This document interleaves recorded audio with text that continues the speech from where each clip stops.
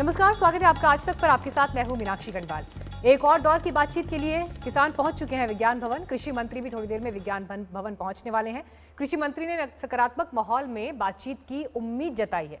अब तक की बातचीत में दोनों अपने अपने रुख पर अड़े हैं, लेकिन उससे पहले बड़ी खबर, किसानों से बातचीत से पहले एक बड़ी बैठक अमित शाह के घर पर हो रही है। लेकिन आपको अपडेट हम ये कर दें कि किसान और सरकार के बीच 8वें दौर की ये बातचीत शुरू हो चुकी है।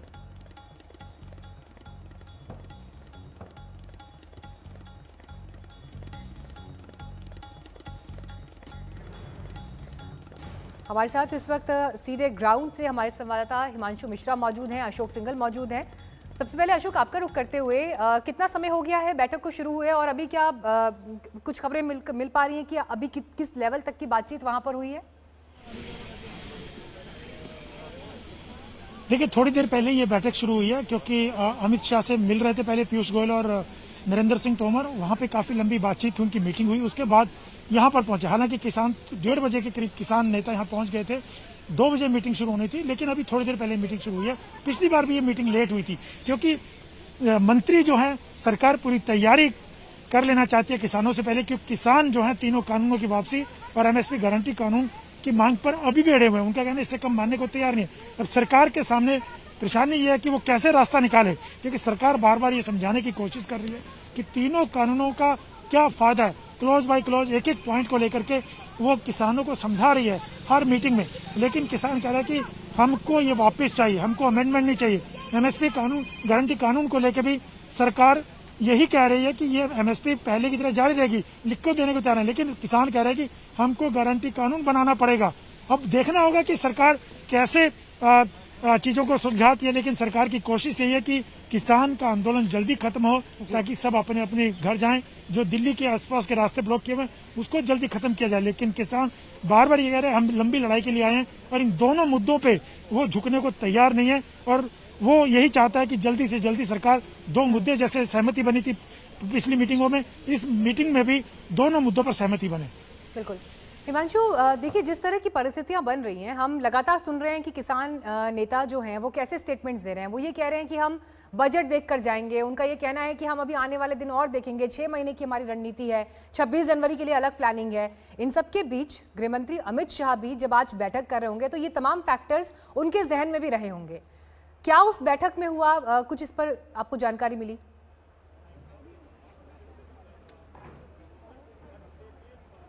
देखिए, बिल्कुल बैठक हुई और अमित शाह ने बहुत 1.5 घंटे की करीब की बैठक हुई अमित शाह के साथ तीनों मंत्रियों की। और उसके बाद तीनों मंत्री यहाँ आए हैं। हमारी जो जानकारी है उसमें ये तय किया गया है कि आज फिर से जो है किसानों को बताया जाए कि क्लॉज बाय क्लॉज ये तीनों बिल किस तरीके से उनके फ़ायदे में है। और ये ज़रूर कृषि मंत्री नरेंद्र सिंह तोमर की तरफ से इस बैठक के अंदर आज फिर कहा जाएगा कि अगर आपको इन किसी भी क्लॉज पर कोई आपत्ति है तो आप सरकार को बताएं। सरकार उसका लिए संशोधन करने के लिए तैयार है। सरकार ने अपना प्रपोजल पहले भेजा था 9 दिसंबर को। उस प्रपोजल के अलावा भी अगर आपको लगता है कि किसी क्लॉज को लेकर बहुत ज़्यादा प्रॉब्लम है तो उस पर भी सरकार बातचीत के लिए तैयार है। लेकिन बड़ी बात यह है कि कल जो है बड़े नेता हैं और गुरुद्वारा प्रबंधक हैं, वो बाबा सिंह मिले थे और उन्होंने कृषि मंत्री से कहा था कि वो मीडिएशन के लिए तैयार हैं। उनका बहुत प्रभाव है पंजाब के अंदर, उनके बहुत से फॉलोअर हैं। और सबसे बड़ी बात यह है कि कृषि मंत्री ने भी कहा था कि एक अच्छी शुरुआत है, अगर आप मीडिएशन के लिए तैयार हैं, किसान संगठन आपकी बात सुनने के लिए तैयार होते हैं, तो हम किसानों की जो मांग है उनको एड्रेस करने के लिए तैयार हैं। और साथ ही साथ जो है बाबा सिंह, उन्होंने ये भी कहा था कि हम ये क्या कर सकते हैं कि किसानों माफ़ कीजिएगा राज्यों के ऊपर छोड़ दिया जाए इन तीनों कानूनों को लागू करने के लिए। तो नरेंद्र सिंह तोमर ने कहा था कि पहले किसान संगठन जो हैं वो इस पर राजी हो जाएं, उसके बाद हम इस पर चर्चा कर सकते हैं और फिर सरकार विचार करेगी आगे क्या करना है। लेकिन इतना था जरूर था कि जिस तरीके से मीडिएशन के लिए लखा सिंह बाबा सामने आए हैं, उसके बाद सरकार को उम्मीद थी कि आज किसान संगठनों का रुख जो है वो थोड़ा नर्म पड़ेगा।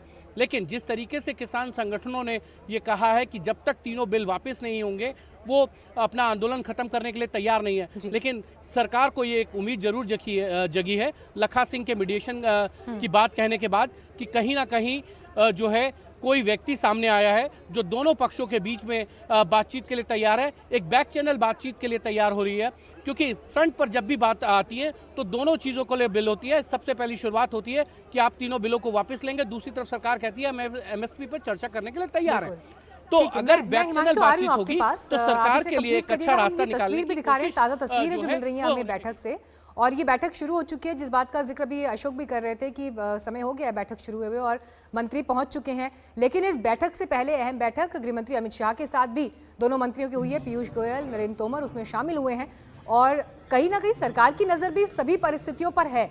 अब ऐसे में सुप्रीम कोर्ट चिंता जता चुका है और आज का दिन इसलिए अहम है क्योंकि अगर आज की बैठक में भी बात नहीं बनती है, क्योंकि दोनों के स्वर जो हैं वो एक डेडलॉक पर आ रहे हैं, गतिरोध पर आ रहे हैं, कानून वापस लें, दूसरा पक्ष कह रहा है नहीं लिया जा सकता, और सुप्रीम कोर्ट में 11 तारीख को अहम सुनवाई है। सुप्रीम कोर्ट ये कह चुका है कि सभी याचिकाओं को एक साथ सुनेगा। अभी तक इस मामले पर हल नहीं निकला है और इसके लिए हम चिंतित हैं।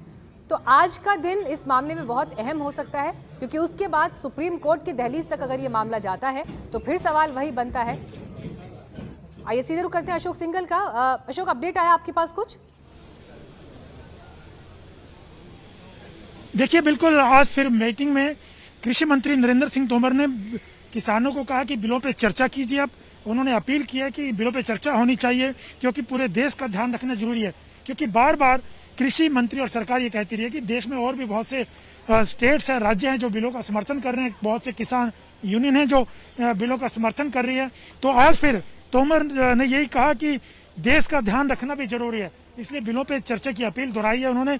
लेकिन किसानों ने साफ तौर से उनकी अपील को ठुकरा दिया और कहा कि बिल वापस करने ही पड़ेंगे।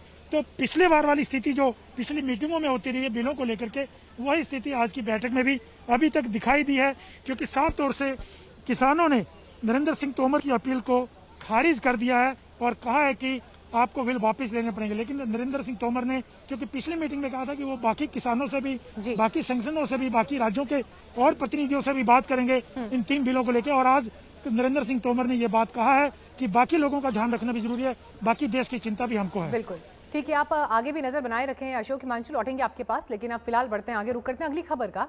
बदायूं गैंगरेप कांड में मुख्य आरोपी महंत सत्यनारायण को भी गिरफ्तार कर लिया गया है। यूपी पुलिस ने गिरफ्तारी तो कर ली, लेकिन उधर यूपी सरकार ने ये जानने के लिए जांच बैठा दी कि महिला की पोस्टमार्टम रिपोर्ट लीक कैसे हुई।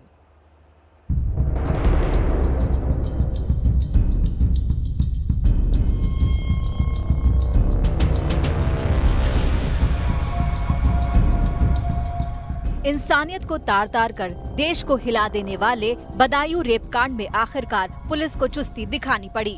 मंदिर में पूजा के लिए आई महिला से हैवानियत का इल्जाम जिस महंत सत्यनारायण पर था, उसे 48 घंटे बाद आखिरकार पुलिस ने दबोच लिया। मानवता से खिलवाड़ करने वाला ये महंत अपने ही किसी चेले के घर में छिपा था और मामले का मुख्य आरोपी था। महंत पर 50,000 रुपए का इनाम रखा गया था और 4 टीमें उसकी तलाश में जुटी थी। ये उदयपुर थाना क्षेत्र में हुई घटना के संदर्भ में IPC 376D और 302 के अंतर्गत मुकदमा दर्ज किया गया था। इसमें 3 नामजद अभियुक्त थे, जिनमें से 2 की गिरफ्तारी पूर्व में ही कर ली गई थी।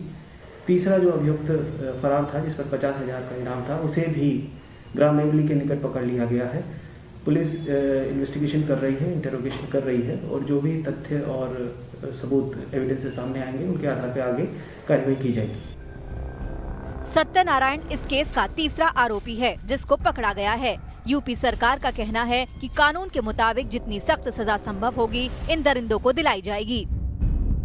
ये वह घटना बहुत दर्दनाक है और इस प्रकार के एक तरह से गैर मानवीय कुकृत्य करने वाले अपराधियों को न हमारी सरकार कभी छोड़ी है और न छोड़ सकती है। उनको इतना कठोर दंड दिलाने का काम करेंगे और जल्द से जल्द दंड दिलाने का काम करेंगे। फास्ट ट्रैक कोर्ट का गठन करके दंड दिलाने का काम करेंगे कि यह संदेश जाए। सरकार कड़ी सजा का दावा तो कर रही है, लेकिन उसके एक फैसले से ये भी साफ हो गया कि वो मामले के खुलासे से परेशान है। इसी का नतीजा है कि नमस्कार, मैं हूं अंजना ओम कश्यप। हमें उम्मीद है ये वीडियो आपको पसंद आया होगा।